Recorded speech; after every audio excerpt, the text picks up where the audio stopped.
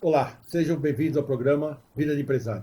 Hoje temos a presença de doutora Marta Deliberador. Marta, muito obrigado pela sua presença.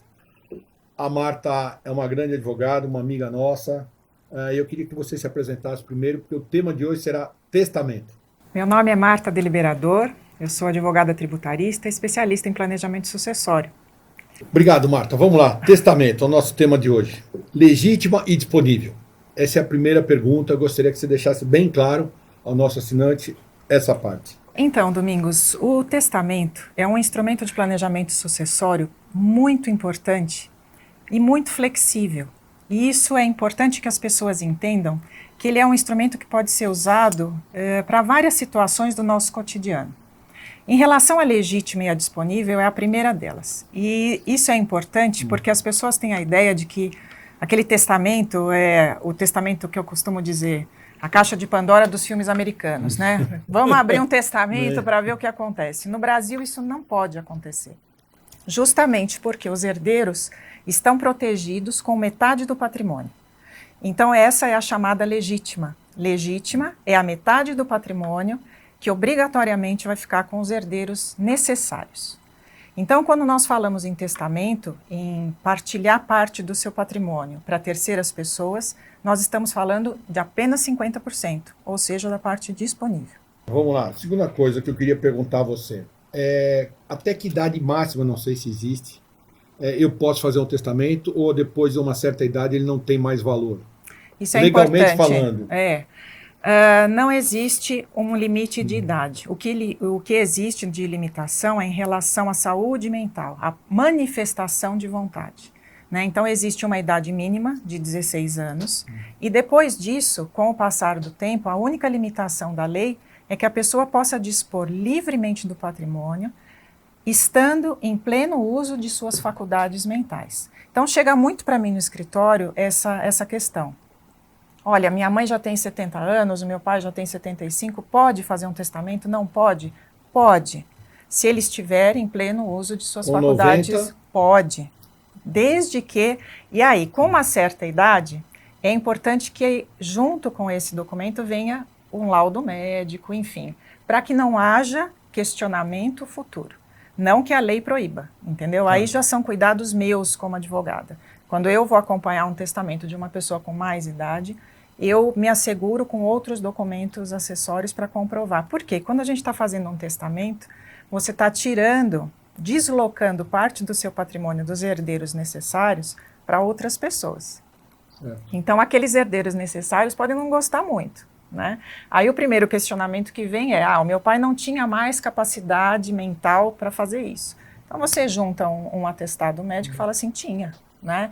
Até porque a tabeliã, quando faz, eu gosto muito de fazer o testamento público, justamente por estar na presença de um tabelião e ter a fé pública. Então ela nem lavra o testamento se tiver algum tipo de dúvida em relação à capacidade mental do testador. Né? Vamos dar um exemplo aqui para deixar a coisa mais ou menos. Vamos imaginar, eu tenho 3 filhos. 3 casas. Uma na praia, uma no campo e uma em São Paulo. Se eu deixar 33% para cada um, eu mais ou menos imagino, mas eu vou pegar a opinião do advogado. O que você acha dessa condição? Se eu estou te contratando agora e falo assim, qual é a sugestão que você dá? Se eu tenho essas 3 casas, lógico, os valores talvez não sejam os mesmos, mas podem ser parecidos, e eu deixar 33,33% para cada um. Qual é a sua recomendação como advogada? Então, como gestora de conflitos, não faça. Porque é o seguinte, nós começamos conversando sobre legítima e disponível, né? E de dispor a parte que eu posso dos 50% para uma terceira. Essa é uma das possibilidades do testamento. A outra é justamente essa que você colocou. Então, eu não quero deixar o meu patrimônio para terceiras pessoas, mas eu quero organizar o meu patrimônio entre os meus filhos para que não haja esse tipo de discussão. Então, se eu tenho 3 bens e 3 filhos e sei que cada um tem a sua preferência, né, em termos de praia ou campo, ou enfim, como quer lidar com isso? Então, eu deixo um imóvel para cada filho, obviamente não vão ser os mesmos valores. Mas aí ou eu faço essa equiparação com valores financeiros que eu venha a ter, ou os próprios herdeiros depois entre eles fazem essa diferença equiparando um valor com o outro. Sempre existe dentro do testamento uma forma de você equalizar, porque o importante é isso. Se eu deixar o patrimônio todo para esses 3 filhos, os 3 vão ter que ter o mesmo percentual. Então, os 33%, sim, os 3 vão ter 33% do patrimônio. Mas não necessariamente num mesmo bem, cada um vai ter 33%. Entendeu? Então aí fazer uma negociação. Exatamente. Eu vou dispor, eu falo, eu tenho os 100, vou dispor 33% para cada um, dividindo um bem para cada um. Assim eu evito conflitos futuros, né? E já deixo as coisas mais ou menos encaminhadas. Essa é uma outra opção, né? Tá. Nós vamos ter bastante opção para conversar até lá. Mas agora eu estou percebendo também em testamento, eu vi ultimamente, alguns anos para cá, muita gente deixando coisa para pet. Coisa que eu achei estranho, nada contra, pelo amor de Deus, mas é que antes as pessoas não tinham, ou deixavam tipo Santa Casa, deixava para algum negócio, e hoje estão deixando para os pets. Como é que... Aí a pergunta é o seguinte, eu sou sozinho, tenho o meu cachorrinho, ponto. Não tenho filho, óbvio, então estou deixando alguma coisa para o pet. Como é que é feito isso? Como é que alguém cuida? Como é que funciona isso? Porque é uma das coisas que as pessoas estão fazendo hoje e eu acho... não consigo entender. Então, o gostoso do direito, eu sou apaixonada pelo direito justamente porque ele diz respeito ao nosso cotidiano, né? Então, chegam os casos no escritório do dia a dia, é como você está falando. Então, você passou 2 informações importantes. A primeira, em relação ao pet, e a segunda, eu não tenho herdeiros. Então, é muito importante que as pessoas entendam isso. Existe uma ordem de vocação hereditária. O direito também é complicado com esse juridiquês, né? Então, o que é essa ordem de vocação hereditária? É a ordem dos herdeiros necessários. Aqui lembra do 50% obrigatório?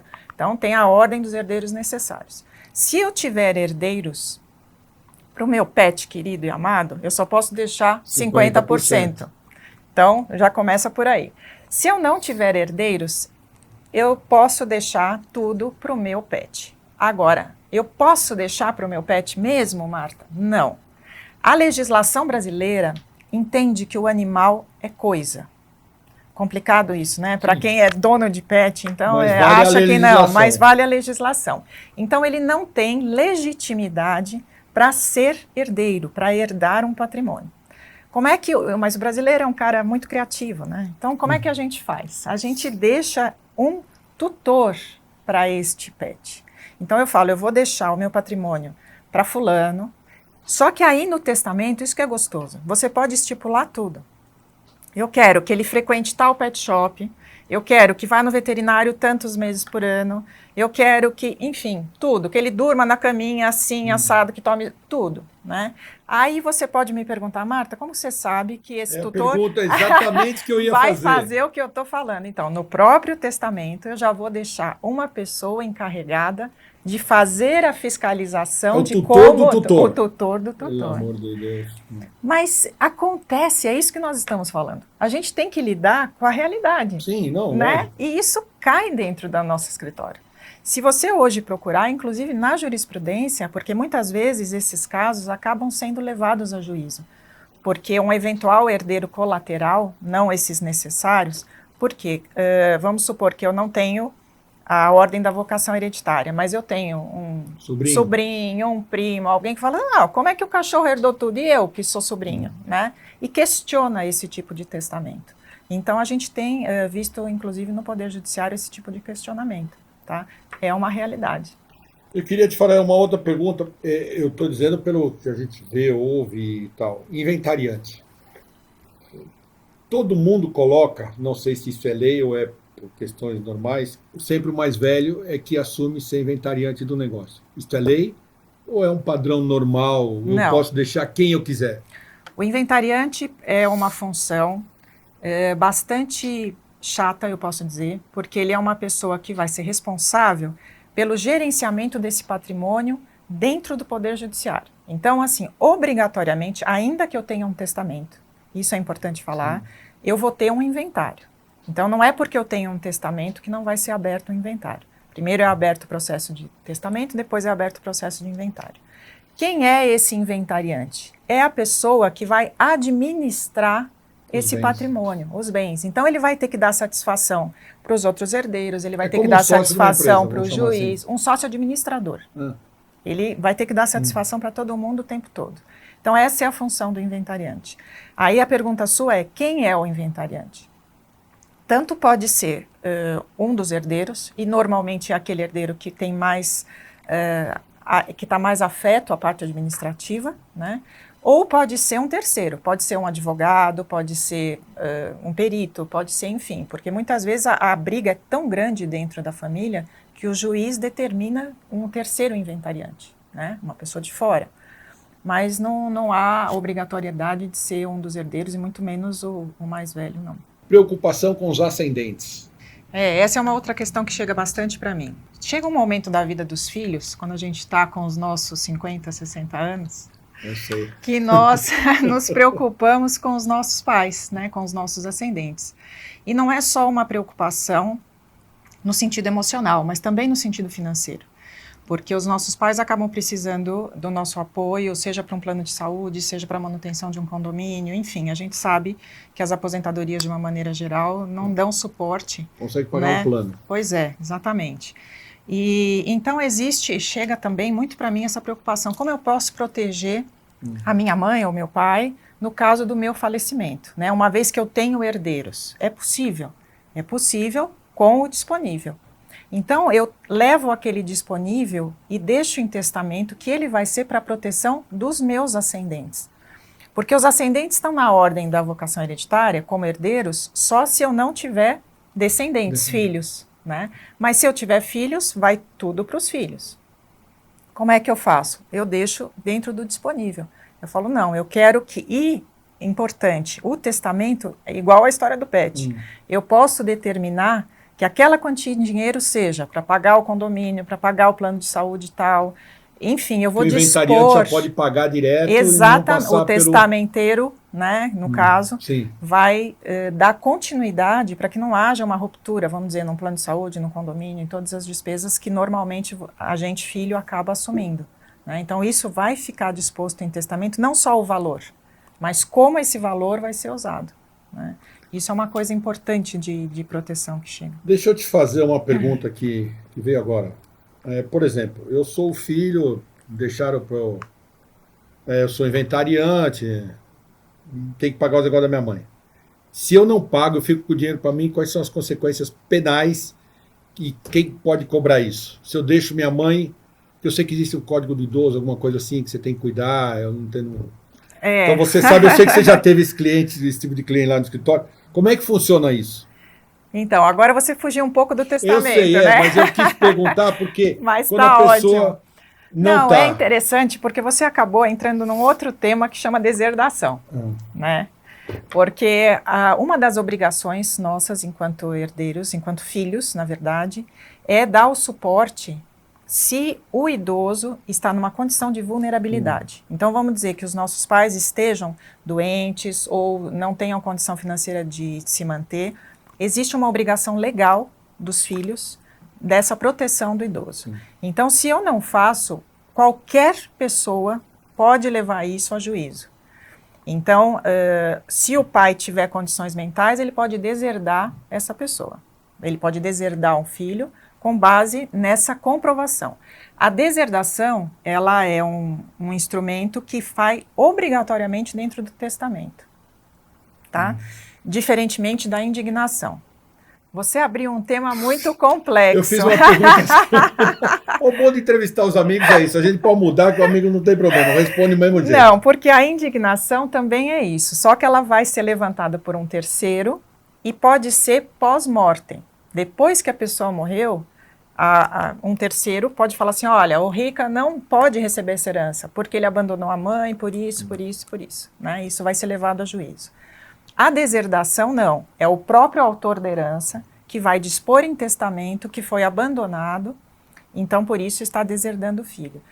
Tecnicamente, isso que você me falou chama abandono afetivo, tá? Então essa é uma das causas de deserdação.